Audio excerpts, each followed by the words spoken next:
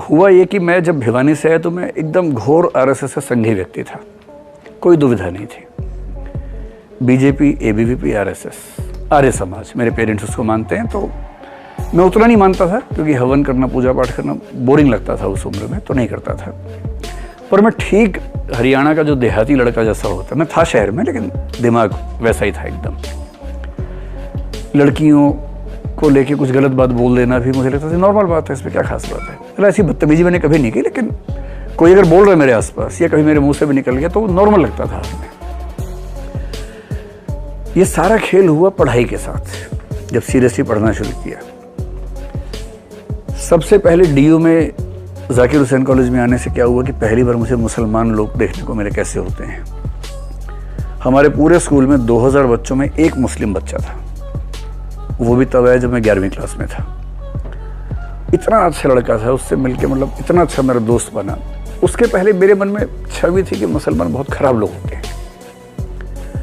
उससे मिला, मैंने कहा अगर ऐसे होते हैं फिर तो ठीक है भाई, फिर तो कोई दिक्कत नहीं है। पूरा एक्सपोजर एक ही व्यक्ति का था। आपको आश्चर्य इसलिए हो रहा है कि आप वैसे माहौल से निकले नहीं है ना,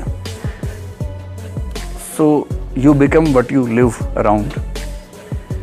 जाकिर हुसैन में एक अच्छी बात यह हुई कि बहुत सारे मुसलमान लड़के लड़कियां दोस्त बने, अब आज तक दोस्त हैं, बहुत अच्छे दोस्त बने। तो गलत फहमियाँ तो इंटरेक्शन से ही खत्म होती हैं। जैसे ही आपका परिचय होता है तो गलत फहमियाँ दूर हो जाती हैं। उन्हें भी हमारे बारे में होती होंगी, हमें भी उनके बारे में होती थी। और मैं जाकिर हुसैन में 90 से 93 तक था, और 92 में अयोध्या वाला मामला था, मंडल, अगले साल अयोध्या। और मैं आरएसएस की लॉबी से मंदिर का समर्थक था बहुत बड़ा। मैं कार सेवा में जाने वाला था, जा नहीं पाया था। हम 3-4 दोस्त जाने वाले थे, बाई चांस नहीं जा पाए थे क्योंकि दुविधा थी नहीं उस समय तक। हम एकदम क्लियर थे कि मंदिर बनना ही चाहिए, वहीं बनना चाहिए और हमको ही बनाना है, कोई दुविधा थी नहीं उस तरह की। ये सारी दिक्कत हुई पढ़ाई शुरू करने के बाद। पढ़ाई ना करो तो कोई दिक्कत है ही नहीं जीवन में। एकदम दिमाग ठिकाने रहता है, एक रास्ते पर चलता है। इससे जब मुझे कोई कहता ना कि सांप्रदायिकता, जातिवाद, इसका एक ही सॉल्यूशन है, पढ़ा दो बस। और पढ़ाई थोड़ी जेएनयू टाइप की। इस जेएनयू का मतलब आजकल लोग समझते हैं राष्ट्र विरोध, मैं उस सेंस में नहीं कह रहा हूँ। मेरे लिए जेएनयू का मतलब है एक ऐसा विश्वविद्यालय जो आपको कई तरह से सोचने की आंख देता है, नजरिया देता है। और जहां आपको नजरिए 3-4 मिल जाए तो आप इंसान बेहतर बन ही जाते हो।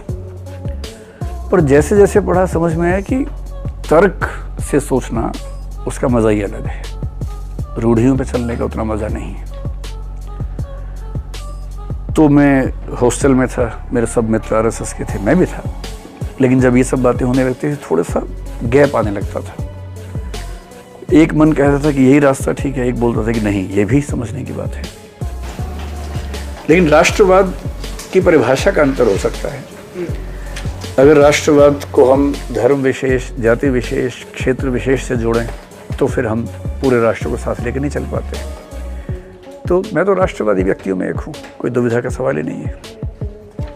अच्छा, लेकिन मेरा राष्ट्रवाद अंतरराष्ट्रवाद के विरोध में एकदम नहीं है। पाकिस्तान बर्बाद हो जाए मैं कभी नहीं चाहता। मैं चाहता हूँ भारत भी आबाद रहे, पाकिस्तान भी आबाद रहे, चीन भी आबाद रहे।